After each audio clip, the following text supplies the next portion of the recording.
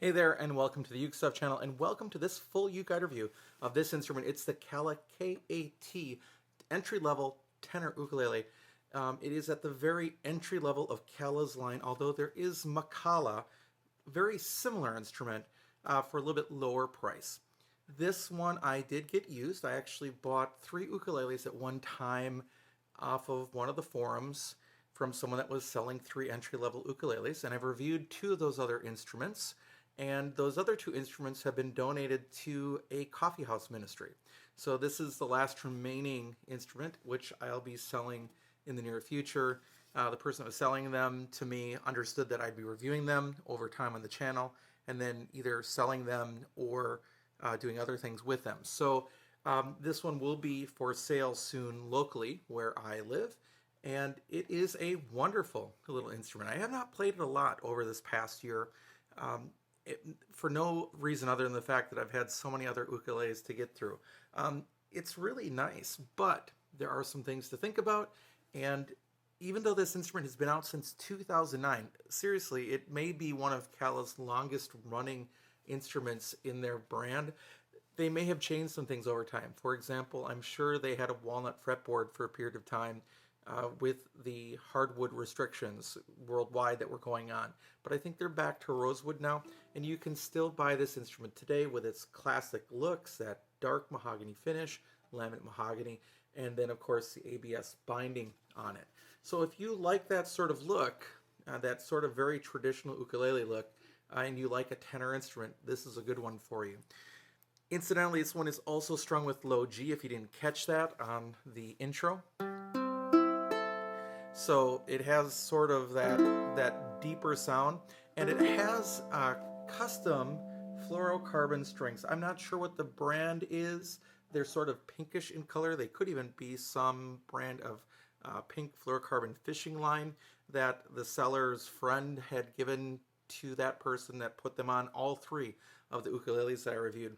Also, we'll get to it later, but the action has been massively worked on here. The action is super low, so it's super easy to play, and actually it's a little hard to pluck strings sometimes if you're in the wrong spot because there's no room to grip. So very, very low action on this instrument, but no buzzing all the way through.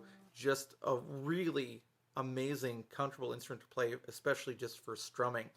So let's get into what we're going to do here today. So on these UkeGuide reviews, first of all, there is a UkeGuide document at ukeguide.info or ukestuff.info, which is the blog connected to this YouTube channel, totally free, where you can get a 1-page summary of everything that I'm about to say in this next probably generally 30-minute video, maybe a little bit less.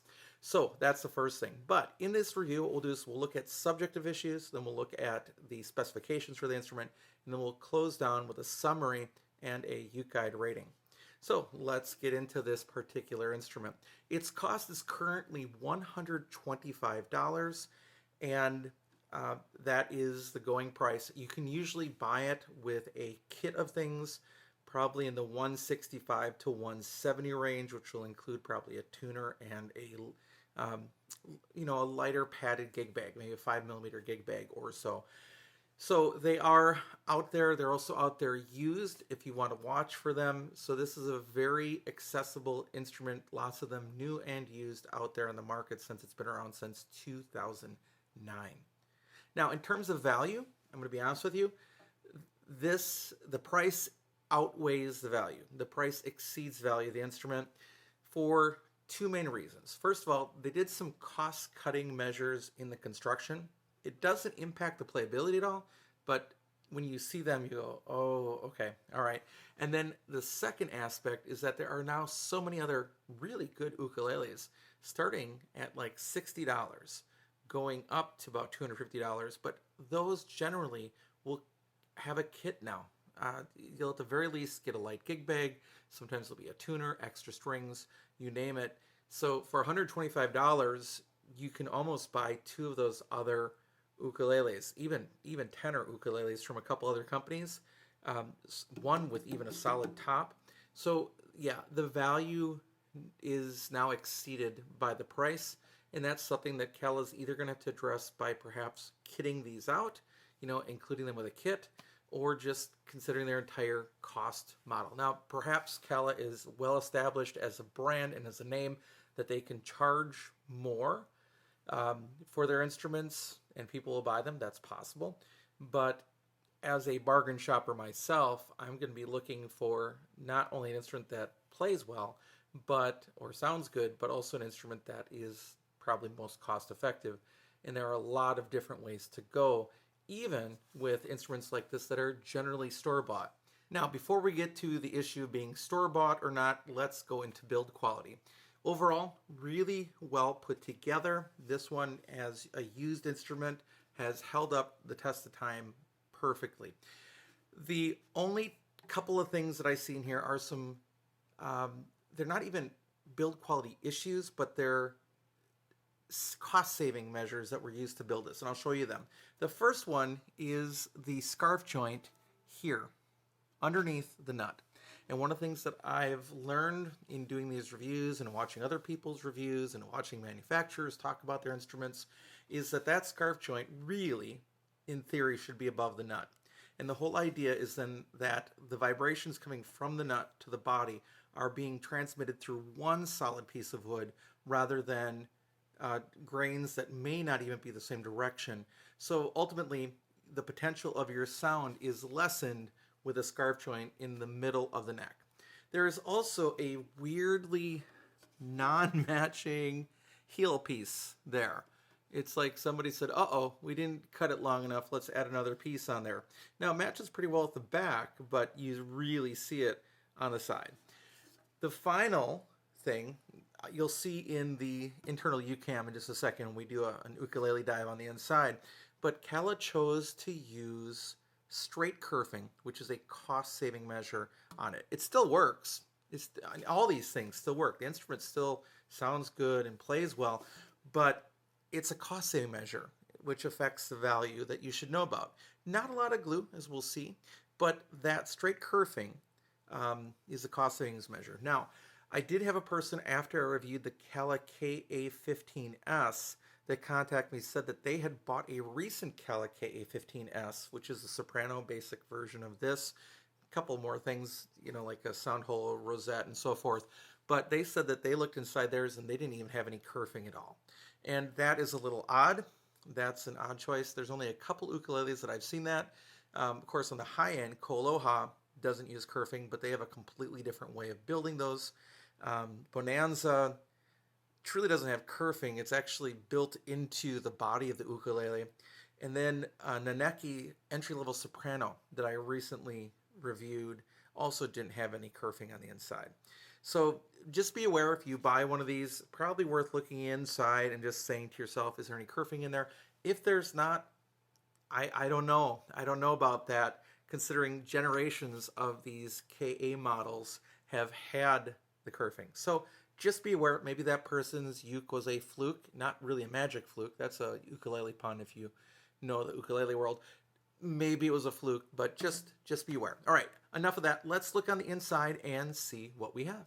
All right, let's take a look at the Kala KA-T Tenor Ukulele.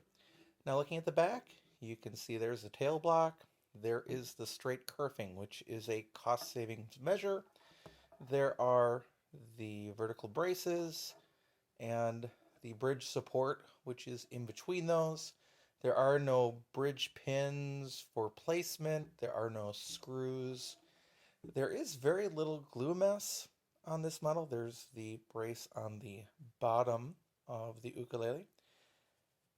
I mean, generally it's a clean build. It's just built less expensively than some other models that are available even from Kala. All right, let's take a look at the upper bout. There's one of the horizontal braces. There's the neck block right there. And then coming around to the other side, you can see more of that straight kerfing. A little bit of glue on that main brace, but otherwise, generally pretty nice, clean build. Again, just in an inexpensive manner. All right, and that is our quick look at the Kala KA-T Tenor Ukulele. All right, we're back from that little dive in there. Generally really clean build, just be aware of those couple of cost-saving measures that they used with the instrument. All right, now let's talk about appearance. Very, very plain. You're not going to get much less plain than this. The only really feature that it has is the white binding and closed gear tuners. That's it. Everything else is very, very basic, which is just fine. It's attractive if you like that sort of thing, that dark wood, but it's plain. Now let's talk about availability. There are a ton of these out there, used and new. And here's the sticky point with Kala lately, is that Kala has decided to join the world of manufacturers that now sell direct to customers without necessarily utilizing your local ukulele store. There's so many Kala dealers in the world, or an ukulele specialist. They've now decided to start selling directly, and they have their own rewards. So you can find these today online at Amazon. You can find them at some ukulele specialists. You can find them at your corner music store, or you can buy them from Kala yourself. Now let's talk about playability. I am used to ukuleles with a 35 millimeter nut. My general scale of instrument that I buy for myself and that I like playing is a concert. This one has obviously a longer scale length than a concert, but the nut width and the depth of the neck is very much like most of Kala's soprano and concert ukuleles. In fact, it's under 35 millimeters. So it's a very narrow tenor, and the string spacing is pretty narrow as well. So if you're a person that doesn't like narrow string spacing, this is not the ukulele for you. If you're a person that's used to playing sort of those imported sopranos and concert ukuleles, this will be very comfortable for you to play, because you'll notice you'll have a little bit of extra space on the fretboard vertically, although not horizontally. Now in terms of sound quality, this thing sounds really good. And there are a couple of things that I think are leading to that. Kala did do a good job of making a pretty resonant thin top, but added to that, you've got a pretty thick body, and in this case, these sort of custom fluorocarbon strings, which I think really complement it. The end result is a lower laminate sound, but there are high overtones at the same time. And there's a chime at the same time that you have that lowness to it. It's a really, really good sound in this setup. If I were Kala, I would find out what these strings are and I would ship them with every ukulele that I sold, because they are amazing. And again, I don't know who made these strings. Again, they sort of have a pinkish hue to them, and I don't think they're sold in stores. So it has a really nice, full sound. There's sustain. Is it as good as, for example, a Kanalea or a Koloha? The answer is no, but in that price range, that's probably worth $125. Now, are there other tenor entry-level ukuleles that are just as good sounding? The answer is yes, but if you bought this one because of the sound, I wouldn't fault you at all. Now, one of the things I like to do is I like to let you see what I'm hearing, so I use the app Tonal Energy Tuner to let you see what's happening with the instrument as I play, for example, on a GCEA instrument, the C chord. Here we go.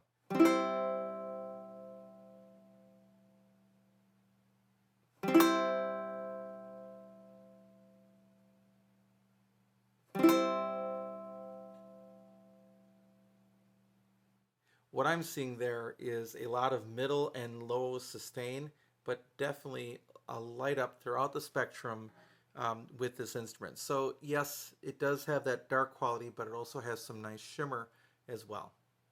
All right, now that we've talked about the subjective issues with the instrument, let's get into the specifications. It is a tenor ukulele, and the scale length is 16.875 inches, so not a full 17-inch scale length. There are 18 frets on the instrument, 14 to the body. There are side position markers as well as front position markers, and it is your traditional double bout laminate mahogany ukulele. So soundboard is laminate mahogany, the back and sides are laminate mahogany. On this one, the fretboard is rosewood, as is the rather large bridge. That could be smaller. I think there is a generation of these that will have a walnut fingerboard and bridge. The bridge happens to be a tie bar bridge, and the fretboard is not radius at all. So it's a flat fretboard, which is what you'd expect at this price point. The nut and saddle, I believe, are new bone. So you can see that there. And the saddle is not compensated at all. It is a satin finish, and it is 26 inches long exactly and weighs 1 pound, 3.9 ounces, so it's pretty light, and it is balanced pretty well. It has closed-geared tuners. Now, as we come to the issue of action, this is not how yours is going to be. In full disclosure, every Kala that I have bought has had very high action that I've needed to work on. So this is very, very low action. The action at the first fret is less than 0.5 millimeters, not as low as 0.25 millimeters. And the action at the 12th fret is an insanely low 1.75 millimeters, which is almost too low for my preference. But man, is this one easy to play. Very easy to play. The nut width is only 34.74 millimeters, so that's really narrow. And the space between strings at the first fret is 8.17 millimeters, which is pretty narrow. Only 27.76 millimeters G to A, so that's pretty tight, especially for a tenor instrument.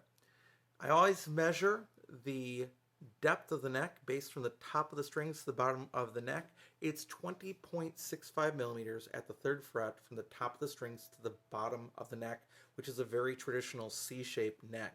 That number should be a little bit higher because the action should probably be a little bit higher, so just do keep that in mind as well. All right, now that we've talked about the specifications of the instrument, let's summarize it. This is the Kala KA-T Tenor Ukulele. It has been around since 2009.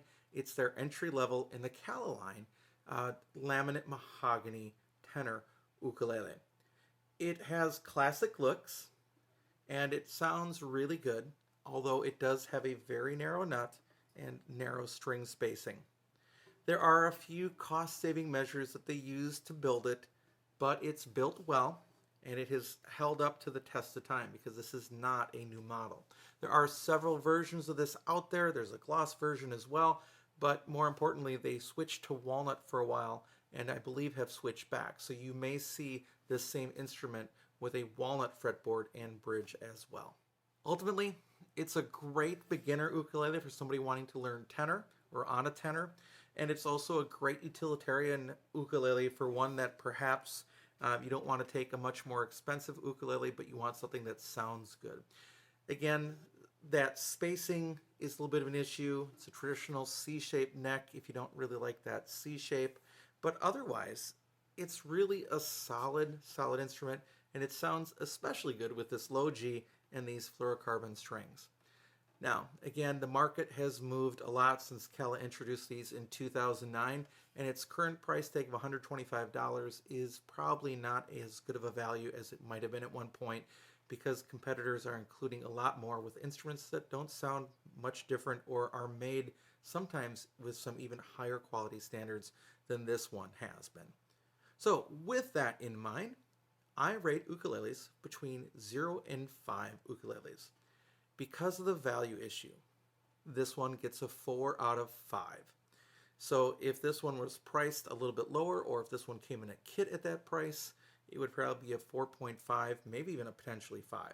But that lack of value that what you get when you buy this, even though it's good sounding, you still have the other issues to contend with, such as some cost-saving measures in the build and the very narrow nut for people that might want a slightly wider nut on a larger instrument. All right, thanks so much for watching the video. I hope you're having a great day, and I'll be back soon with some more Uke stuff for you.